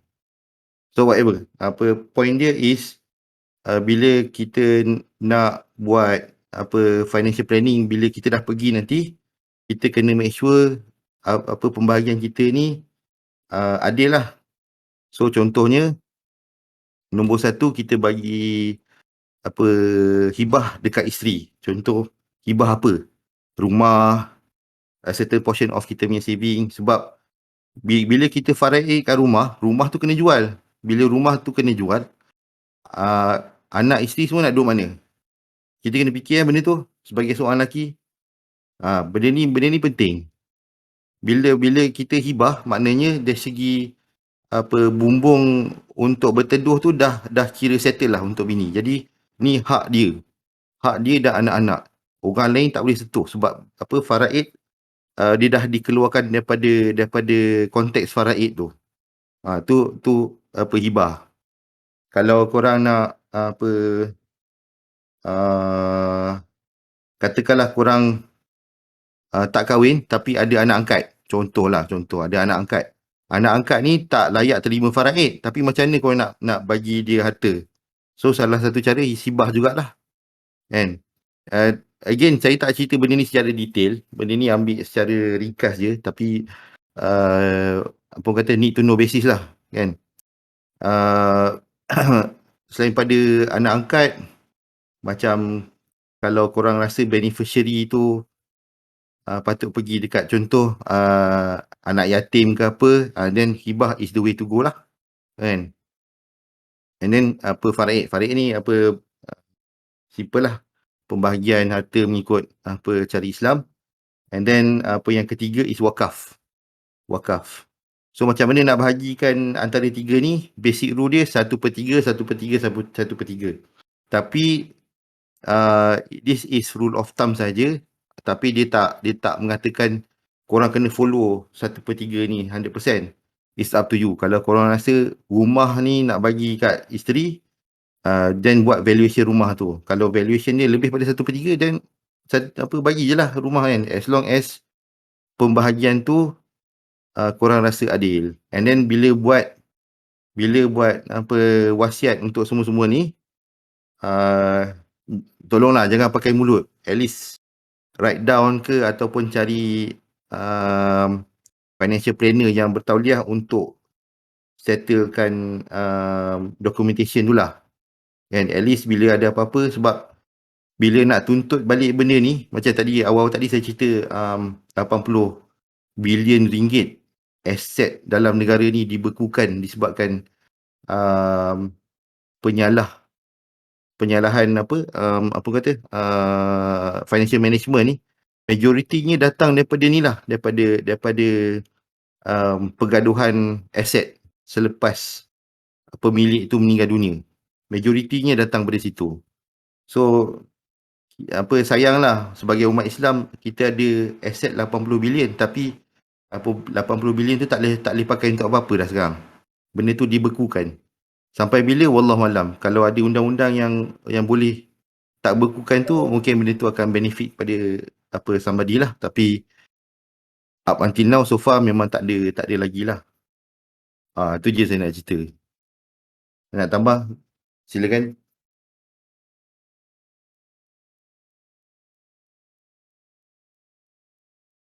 Apa kacau kalau orang muda-muda tak fikir langsung pun bang pasal benda tu. Sebab Memang, sebab tu saya dia bagi, memang sebab tu saya fikir cerita. pasal orang tua je. Bila dah tua, oh baru fikir pasal benda ni semua. Tapi bila tua dah jadi too late. Sebab contoh kan, bila nak buat wasiat, agak-agak wasiat ni harga dia berapa? Saya tak tahu. What's the rate? Just give a figure, teka je. Oh, 5,000? Berapa? 5,000 ke? 5,000. Okey, saya cerita. Kalau basic punya wasiat, termasuk hibah dengan wakaf, and ada sedikit ruling on faraid, basic value dia dah 8,000. And dia punya value tu boleh bertambah mengikut aset yang kita pegang. Contoh, kalau kita pegang aset lebih pada 2 juta, dia akan meningkatlah dia punya value dia daripada 8,000 tu all the way up to infinity lah basically. So bukan murah lah benda ni. Sebab tu kena plan. Tapi yang penting benda ni bila korang plan, dia memudahkan pewaris lah. Sebab tak tahulah, kalau korang cuba tanya macam mak ayah ke apa kan, nak tanah geran nama arwah atuk. Tapi bila nak tukar nama tak boleh. So pergi dekat amanah raya, naik turun, pergi kat mahkamah pun sama, naik turun, benda tak selesai. Berbulan-bulan pergi, duit habis banyak. Lalas tak tukar nama, just atas kertas macam tu lah, nama still nama arwah atuk. Tapi yang menghasilkan kat tanah tu is mak ayah kita, contoh kan. So bila government nak tax kan, jadi isu lah. Satu, orang yang nak di-tax tu dah tak ada kan atas hasil tanah tu kan. Ni salah satu cerita lah. Tapi yang mengusahakan orang lain, jadi akan ada confusion kat situ, dan masuk mahkamah lagi, gaduh, pupang. So takut ni je, bila masuk mahkamah, disebabkan ada pertikaian, tak pasal-pasal aset dibekukan. Kita tak nak lah macam tu. Ada faktor lagi tu apa? Kita prevent a lot of pergaduhan dalam ahli keluarga ke apa kan. Jealousy ke apa-apa ke, benci ke, hasad dengki ke apa kan. Yeah. Dah set semua tu, senang dah. Semua nak argue dah tak boleh dah kan. Bila dah set, tak adalah kata tak argue. Dalam family saya ni ada juga argue. Ada orang ni kata tak cukup, ada orang ni kata terlebih kan. So bagi-bagi kat adik-beradik. Pertikaian tu akan ada, tapi when it comes to execution, benda tu mudah lah. Pertikaian tu tak dinafikan lah, memang akan ada kan. Ada orang kata tak cukup lah, ada orang nak lebih, ada orang nak kurang, ada macam-macam lah manusia ni kan. Cuma in terms of execution tu, at least one time, bila kita buat macam ni, kita lantik seorang wakil. Wakil tu apa nama dia? Wasi. So wasi ni akan naik ke amanah raya ke, dia akan pergi naik ke mahkamah syariah ke. Ada surat, ada kata putus, semua reimburse dalam masa 2 bulan, settle dah, tak payah fikir dah. Lepas tu yang pembahagian tu, kalau adik-beradik ni rasa tak cukup, then pandai-pandai discuss lah. Kau tu rasa tak cukup, nah ambil abang punya, macam tu kan. Setuju.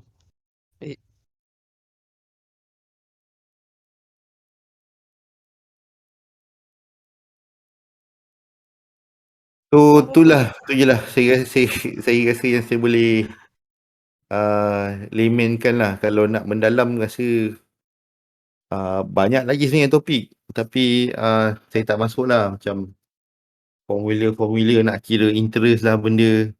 Sebab okey lah, mungkin saya boleh cerita ni lah kot. Kalau baru grad, baru dapat kerja kan, biasanya orang excited nak beli kereta. Rule of thumb dia simple je. Ada dua cara. Cara pertama is gaji bulanan yang bersih tu bahagi 3. 1/3 tu is limit untuk bayaran kereta. So katakanlah gaji bersih RM3,000 kan. So bayaran sebulan tu tak boleh lebih pada RM1,000 lah untuk kereta tu. Ni kaedah pertama. Kaedah kedua is kita kira gaji tahunan.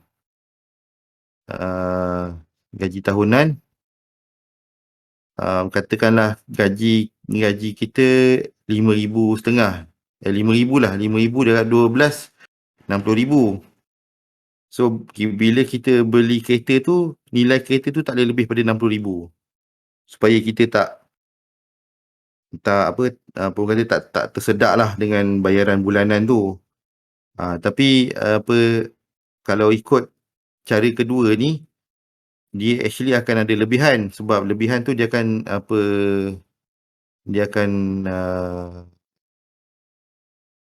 take care of in terms of maintenance punya cost sekali. So maknanya kalau korang bahagi secara bulanan, berapa dia akan lagi banyak sikit daripada yang kaedah nombor 1. Sebab kaedah nombor 1 macam RM1,000 je kan sebulan. So tu untuk bayaran saja. Kalau RM60,000 tahun ni, cuba bahagi 3, bahagi 12. 60 bagi 3, 20. 20 bagi 12, korang akan dapat 20 bagi 12 dalam 1.7. So 0.7 RM700 tu korang simpan untuk maintenance cost. Tu cara yang kedua ni lah. Afan nak share cara ketiga boleh tak? Silakan. Okay, cara ni paling senang, paling mudah, paling simple, paling berkesan. Bila gaji korang RM1,500, beli kereta Azia. Kalau gaji korang RM3,000, beli kereta Azia. Kalau gaji korang RM5,000, beli kereta Azia. Kalau gaji korang RM10,000, beli kereta Azia. Tu rule saya punya method nombor 3. Setuju. Yang impresifnya Abang Fazli memang apply rule tu kan. Abang Fazli memang stick pakai Asia lagi. Ada. So kita tak boleh bercakap apa-apa pasal Abang Fazli sebab Abang Fazli sendiri pakai. Tapi betul tu apa Fazli cakap tu betul, sebab aku tak nak korang ulang balik kesilapan aku lah.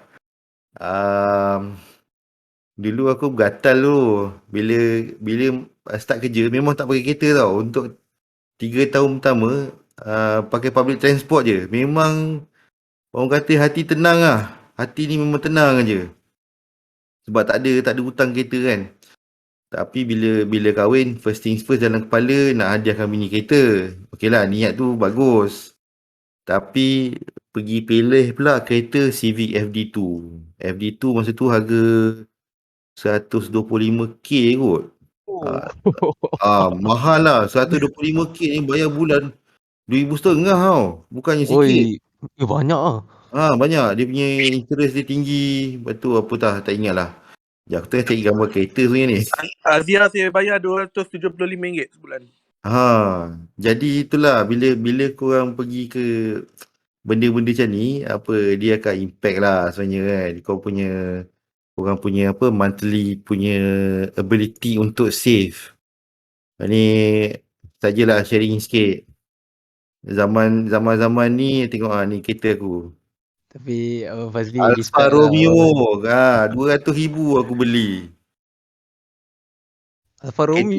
Kereta ni best. Honestly cakap best. Tapi aku cakap kau 9 tahun aku merana. Kenapa merana? Spare part tak ada. Alfa Romeo kat Malaysia tutup.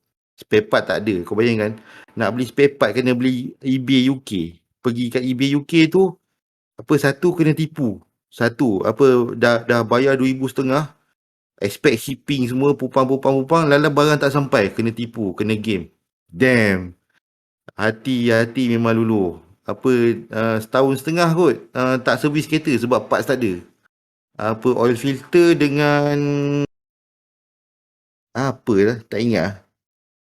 Oil filter, tingkap punya motor belah sini rosak, lampu belakang tak menyala. Bila lampu belakang tak menyala, habis semua lampu tak menyala. Kau bayangkan.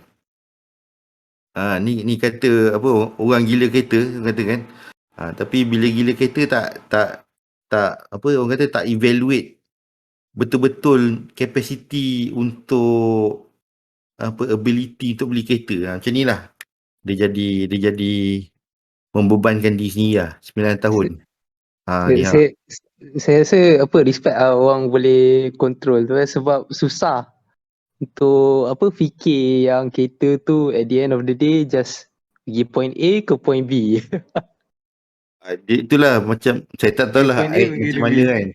Tapi saya memang dari dulu daripada kecil sampai ke besar memang minat kereta. Jadi kalau boleh nak pakai kereta yang sedap lah. Tapi sejak ada boom dekat online racing ni, dah tak kisahlah. Saya dah downgrade lah.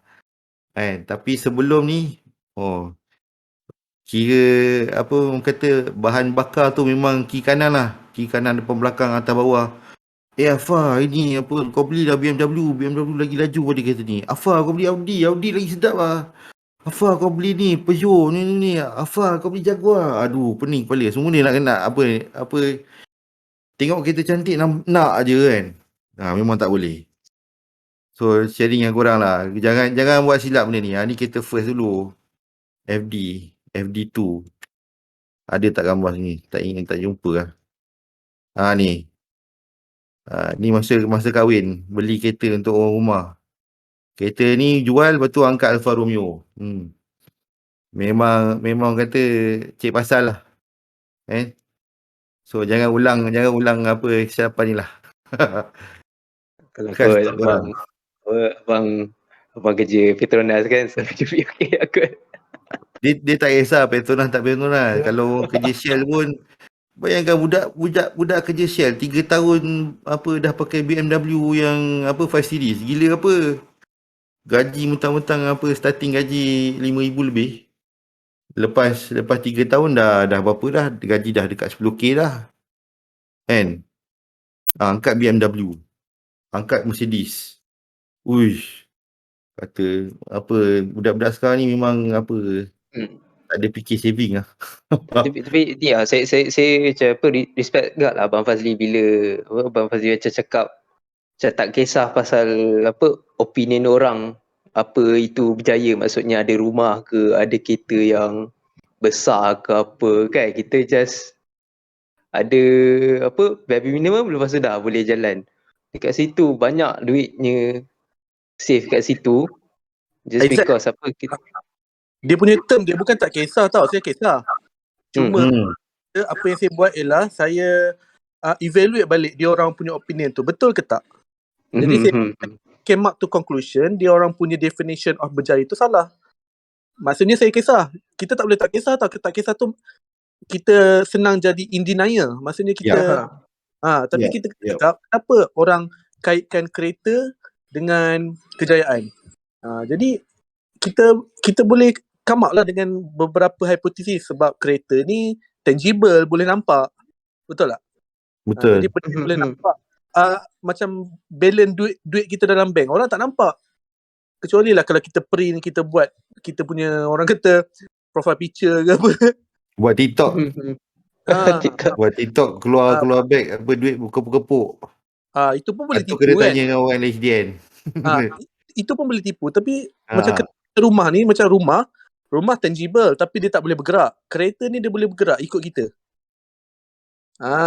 Jadi itu faktor-faktornya lah. Itu faktor kedua, faktor masyarakat kan. Kita daripada kecil ni momokkan oleh mak ayah kita sendiri ni. Mak ayah saya sendiri ni.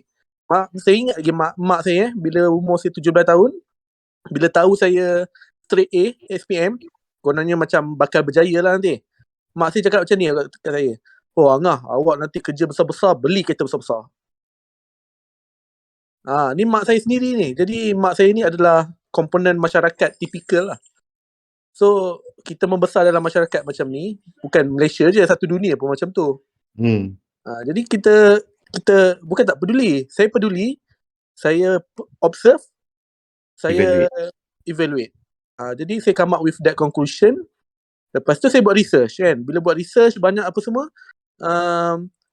banyak financial guru yang mengatakan bahawa kereta ni is a liability. Jadi kita belajarlah pula apa itu liability dan sebagainya. Yep. Macam Dave Ramsey cakap, beli kereta adalah keputusan paling bodoh yang kita boleh buat. Beli kereta baru. Sebab bayangkan kereta BMW kita beli hari ni 100,000, betul tak? Esok tanpa kita buat apa-apa, tak drive pun ni, tak masuk kereta pun. Esok turun 30%. Hari kedua. Betul. Tak buat apa-apa pun.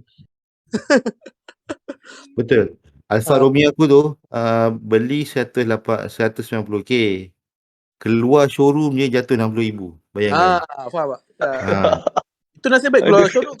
Kalau lah kau buat deal kan, saya dah beli kereta ni tapi saya nak letak dalam showroom, pun harga turun juga. Di kat Malaysia ni kalau kereta ni dia ada faktor sentimen masyarakat sikit. Tu payah tu. Jadi saya punya reverse psychology, kita pun kena pandai main psikologi dengan diri kita sendiri. Saya punya psikologi sekarang ni, saya dengan wife saya kan, sekarang kita orang bawa Azia, walaupun kita orang ada Almera, sengaja je kita orang pergi mana-mana, balik kampung ke, jumpa kawan-kawan ke, bawa Azia. Sebab kita orang nak train diri kita orang ni, dan kita orang nak tengok macam mana pandangan orang bila kita orang bawa Azia. Memang berbeza lah bro. Ada orang tu dia cakap lagi, kenapa pakai kereta student ni? Anak 2 orang lah bawa Azia ke mana-mana. Jadi kita orang punya mindset sekarang ni ialah kita orang nak build business, build wealth, build kekayaan, sampaikan satu masa kita orang kena beli kereta. Apa keyword dia tu? Kena. We have to buy car. Bukan kita nak beli kereta, kita kena beli kereta. Apa situasi bila kita kena beli kereta? Anak ramai. Bukan, salah tu. Jadi keperluan, bukan kehendak. Bukan. Kereta keperluan, tak maksudnya kita kena beli kereta mahal. Okay. Oh, okay. Sorry. Sekarang ni memang yalah, buat lawak, Mak. Jadi, bila kita kena beli kereta, bila kita orang dah own business, bila kita orang ada revenue, revenue tu kena tax, betul tak? Yep. Cara nak turunkan tax, kita kena beli aset. Jadi nak beli, salah satunya adalah beli kereta. Jadi kita tengok Cina-Cina apa semua tu beli kereta, asyik tukar je tiap-tiap tahun. Korang ingat dia nak beli kereta ke? Tak ada. Bukan, dia kena beli kereta. Tiap-tiap tahun dia nak tolak tax dia. Sebagai contoh, kalau diorang beli satu kereta, diorang boleh turunkan diorang punya band kan, daripada 25% kepada 21%. 4% tu bernilai 4 juta. Tapi diorang kena belanjakan 200,000 untuk beli kereta baru. Mana diorang belanjakan 200,000 tu untuk dapat 2 juta daripada potongan cukai. Itu maksudnya waktu kita kena beli kereta mahal. So saya dengan wife saya memang kadang-kadang kita orang punya self talk lah kan, nak kereta kan. Kita orang punya cita-cita nak beli kereta Merc tau. Merc apa-apalah, Merc yang mahal apa semua. Jadi kita orang self talk macam tu lah. Okay, nanti bila kita punya bisnes ni dah berjaya, dah jadi business owner, dah kembang apa semua, bila kira tax, dah kena beli kereta, alang-alang beli, biar beli yang mahal betul. Tak nak beli orang kata intermediate. Sebagai contoh orang, daripada Azia upgrade Honda City, betul tak? Daripada Honda City, Honda Accord. Daripada Honda Accord, Continental pula. Tapi Continental Jetta lah. Lepas Jetta baru BMW 3 Series. Faham tak? Dia ada dia punya tangga tu. Kita orang tak. Kita orang punya game is either Azia or Merc. Tak ada no in between. So itu kita orang punya main game lah. Jadi main game ni datang daripada financial knowledge, financial comparison. Itu yang saya lebih pro kepada knowledge dan juga filosofi lah of financial daripada apa yang kita buat. Macam saya sampai sekarang saya tak beli rumah. Jadi bila cakap tak beli rumah ni, kalau mak-mak, ayah-ayah akan macam pelik sikit lah kan. Tak beli rumah. Tapi saya punya planning sendiri lah. Dan punya filosofi sendiri. Mungkin betul, mungkin salah. Tapi berdasarkan saya punya judgement sekarang ni, ini lebih betul daripada salah. Tu apa perkongsian saya. Sorry Aizat, saya excited sikit.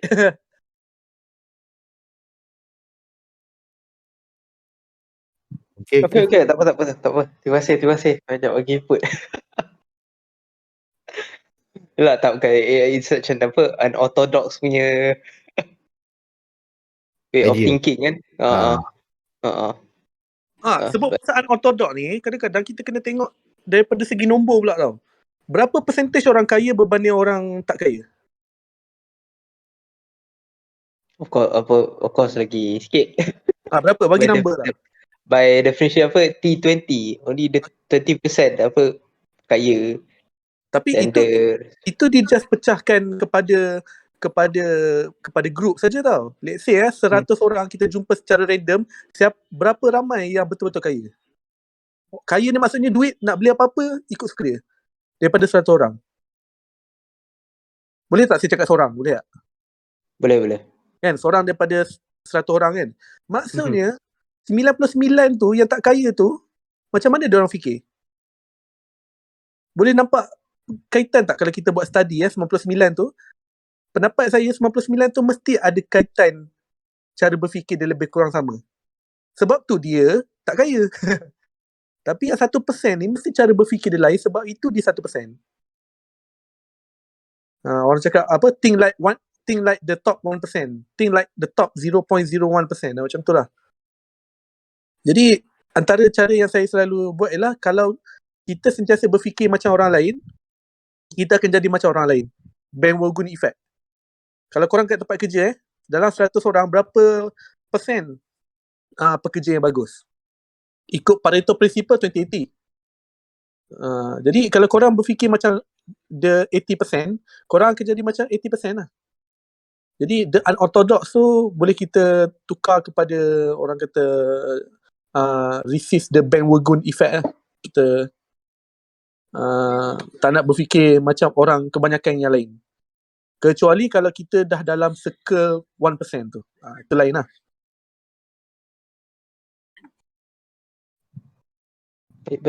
Baik, faham. Boleh cuba ni dekat tempat kerja ni.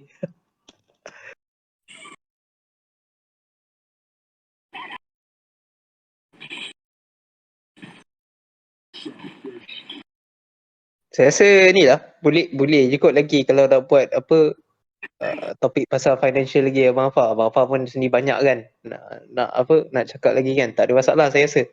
Kalau tak ada topik lain ke apa, kita boleh buat lagi, Pai.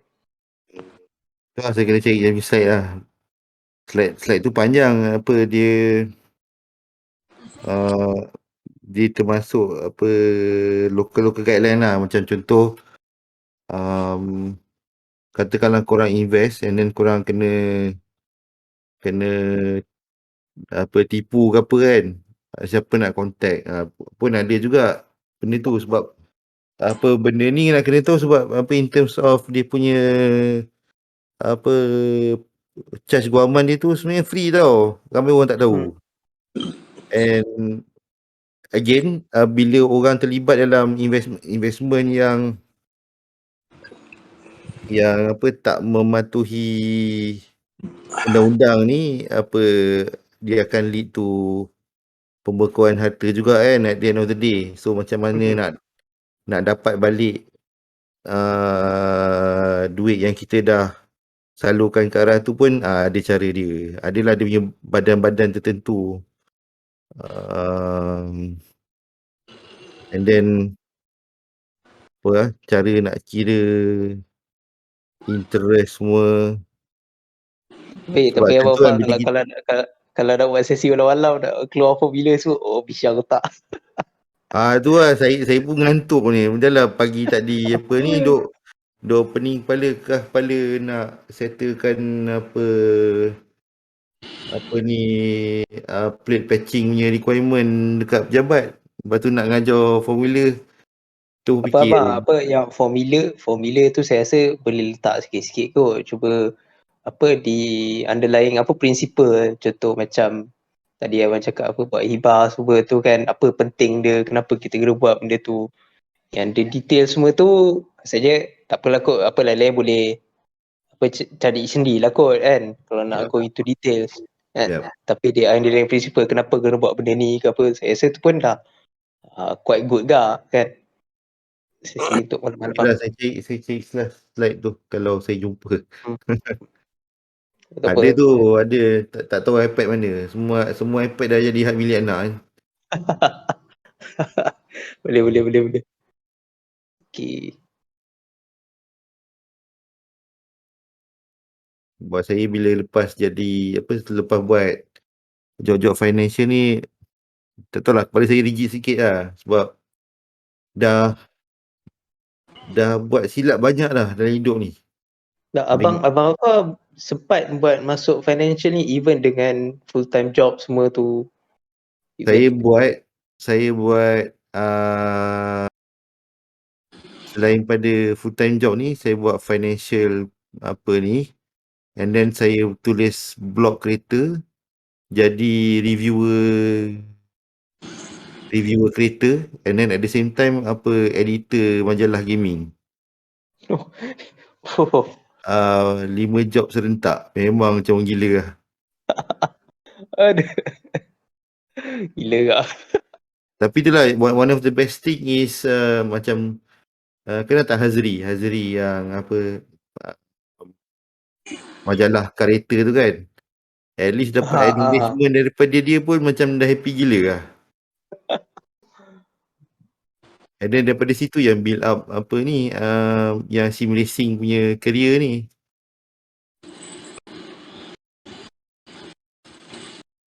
Tapi just the thought of macam mana abang dapat balance semua all out benda tu ke memang Manage apa kita tak cukup tidur lah.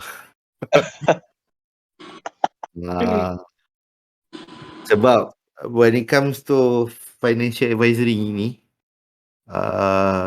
lain orang, lain dia punya, macam tadi Fazli cakap risk kan, risk is one thing, and then kehendak dia pun lain tau. Setengah orang kata, aku tak nak rugi langsung, nak kena fikir macam tu. Ada setengah orang kata, saya boleh terima kerugian up to 15% sahaja. Ada orang kata saya boleh terima kerugian up to 25% saja. Macam ni kita nak caterkan portfolio masing-masing ikut cara macam tu. Gerah kepala tu.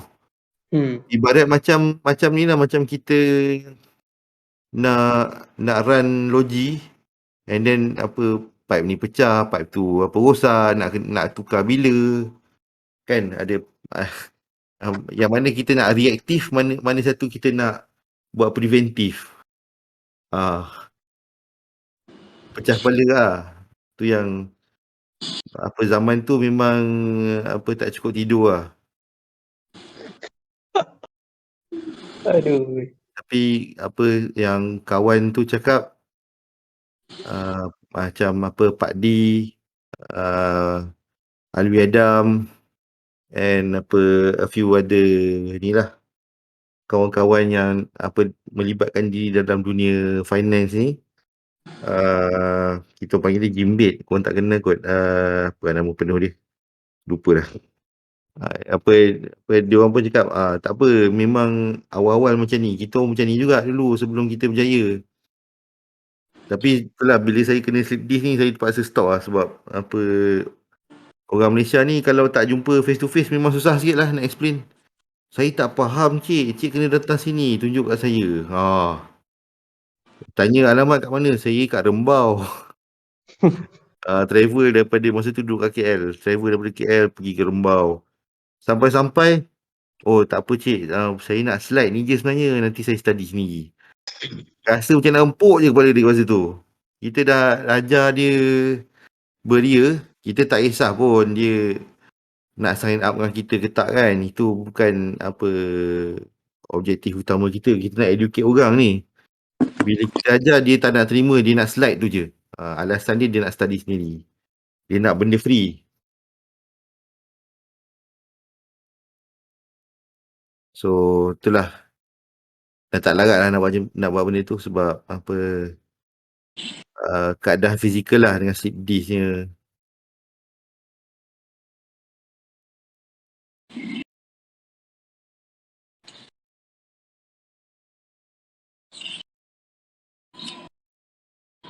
Okay kot. Kita dah ni kot. Tutup sesi kot. 2 lebih. Terima kasih Abang Fah, Abang Fazli, Iji. Okay. Jumpa next week insyaAllah. Buat lagi.